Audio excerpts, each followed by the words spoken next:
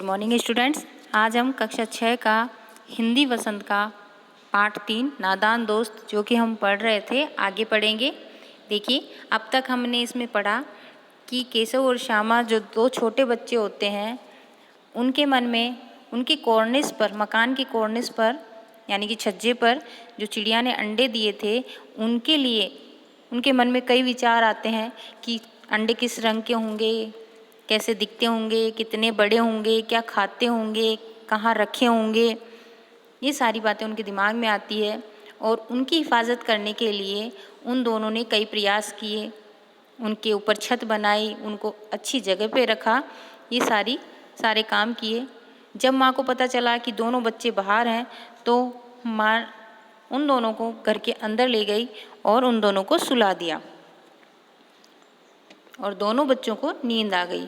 उसके बाद क्या होता है आगे देखिए। 4 बजे यकायक श्यामा की नींद खुली, किवाड़ खुले हुए थे। वह दौड़ी हुई कॉर्निस के पास आई और ऊपर की तरफ ताकने लगी। जैसे ही 4 बजे श्यामा की नींद खुली तो उसने देखा गेट खुला हुआ है, तो वह दौड़ती हुई कॉर्निस के पास आ गई और ऊपर की ओर देखने लगी।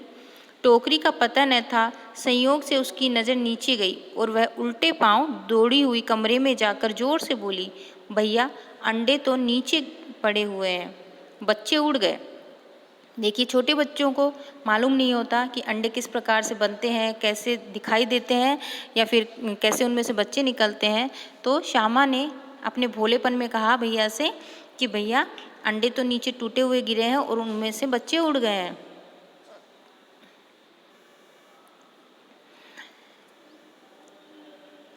केशव घबराकर उठा और दौड़ा हुआ बाहर आया तो क्या देखता है कि तीनों अंडे नीचे टूटे पड़े हैं और उनसे कोई चूने की सी चीज़ बाहर निकल आई है।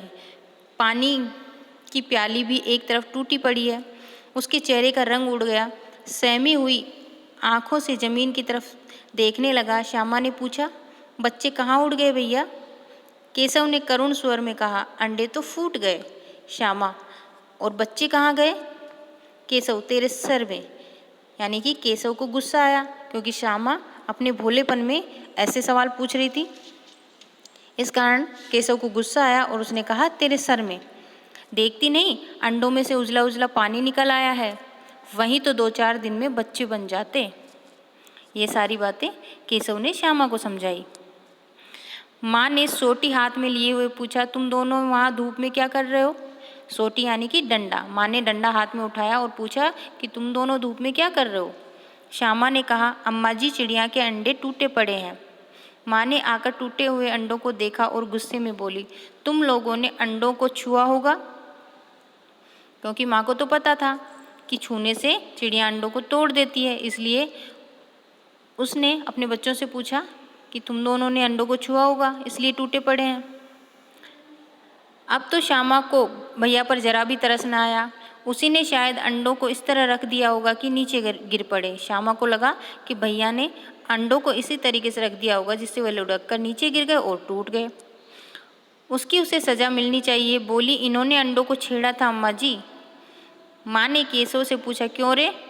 केशव भिग्गी बिल्ली बना खड़ा रहा। माँ, तू वहाँ पहुँचा कैसे? माँ ने फिर सवाल किया कि इतनी ऊपर कॉर्निस पर तू पहुँचा कैसे? श्यामा बोली, चौकी पर स्टूल रखकर चढ़े अम्मा जी। केशव, स्टूल तू थामे नहीं खड़ी थी? यानी कि केशव ने भी उसकी शिकायत की कि स्टूल तो तूने ही पकड़ी थी। श्यामा, तुम्ही ने तो कहा था। माँ ने कहा, तू इतना बड़ा हो गया, तुझे अभी तक यह मालूम नहीं कि छूने से चिड़िया के अंडे गंदे हो जाते हैं। चिड़िया फिर उन्हें नहीं सेती, यानी कि उनको गर्माहट नहीं देती है। श्यामा ने डरते डरते पूछा, तो क्या चिड़िया ने अंडे गिरा दिए अम्मा जी? माँ, और क्या करती? केशव के सिर इसका पाप पड़ेगा। हाय हाय, 3 जाने ले ली दुष्ट ने। यानी कि माँ ने केशव को डराया कि अब 3 जाने जो गई है, यानी तीनों अंडे जो टूटे हैं, उनकी जान जाने का सारा दोष, पाप केशव के सिर पर ही लगेगा। केशव रोनी सूरत बनाकर बोला, मैंने तो सिर्फ अंडों को गद्दी पर रख दिया था अम्मा जी। माँ को हंसी आ गई, मगर केशव को कई दिनों तक अपनी गलती का अफसोस होता रहा। अंडों की हिफाजत करने के जोग में उसने उनका सत्यानाश कर डाला, यानी कि उनको नुकसान पहुंचा डाला। इसे याद कर वह कभी कभी रो पड़ता था।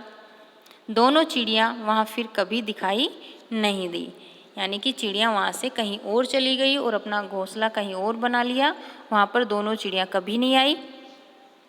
और जो दोनों छोटे बच्चे थे वह चिड़िया और उसके अंडों की हिफाजत करना चाहते थे, उनकी भलाई के लिए कुछ करना चाहते थे, उनसे उल्टा उनका नुकसान हो गया।